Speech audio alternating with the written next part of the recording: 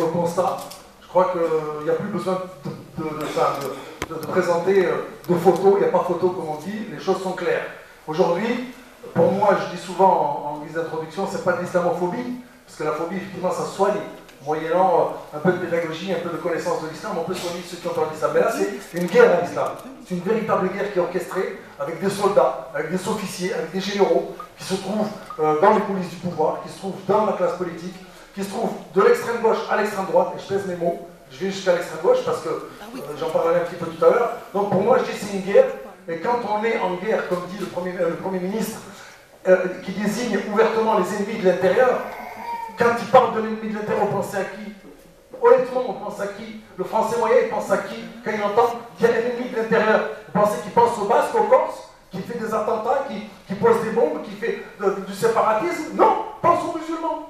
Quand Manuel Valls et Sarkozy nous disent que la campagne présidentielle elle portera sur la question identitaire, est-ce que vous pensez qu'ils parlent des Bosques ou de la choucroute de Strasbourg, ou de je sais pas quoi, ou du plat aux lentilles, de je sais pas quoi, non. Ils parlent de la culture musulmane et parlent de nous. Ça veut dire qu'aujourd'hui, on est la cible politique d'une véritable guerre qui est orchestrée contre l'islam. Et j'assume mes mots, je pèse mes mots.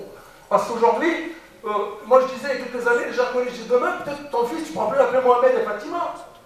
Sous prétexte que tu es culturellement radical.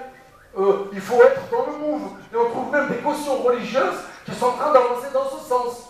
Dire qu'il faut abroger certains versets du Coran, comme si c'était le pif gadget ou je sais pas quoi, ou le Figaro machin qui voulait enlever l'article. Genre on en est là. On est dans la fondation de notre maison, notre identité profonde, notre spiritualité, notre religion est aujourd'hui attaquée ouvertement. Et on trouve des gens dits de chez nous qui sont en train de cautionner ces choses-là. Que ce soit le CFCM, par son silence criminel depuis des années, où on vote des lois islamophobes, où on nous insulte ouvertement, les Auvergnats, vous vous rappelez? C'est le genre de CFCM qui sont montés au créneau pour défendre non, c'est un mec bien. Fadila Amara a dit non, il voulait viser les Auvergnats. Rappelez-vous tout ça. Donc le constat, c'est bon, on arrête là. Moi je dis maintenant, il faut regarder loin. Et qu'est-ce qui se passe là? Moi je vous parle un petit peu avec le recul. Ça fait 40 ans que je milite sur ces problématiques-là, entre autres choses.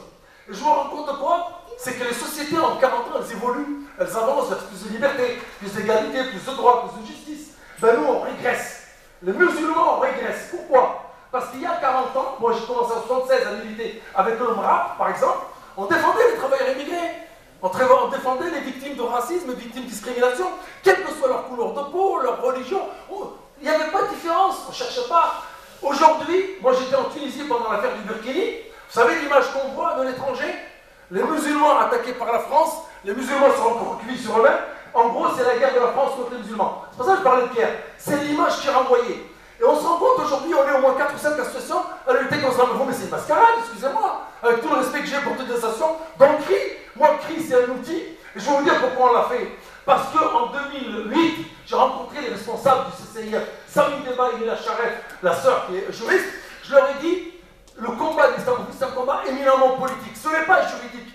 Parce que le droit, il est fait pour t'enlever tes droits en tant que musulman. La preuve, c'est qu'on fait une loi d'exception dans l'éducation nationale qui exclut la jeune fille avec foulard. On interdit à nos mamans d'accompagner les enfants dans les sorties scolaires. On est en train de préparer une loi pour interdire l'université, le foulard à l'université. C'est qui fait ça? C'est pas les piscines du coin, c'est l'administration française, c'est les hommes et femmes politiques. Donc, moi je dis aujourd'hui, si on a créé cet outil à nous, c'est pour dire le combat est sur le champ politique, éminemment politique, avec un grand P. Parce que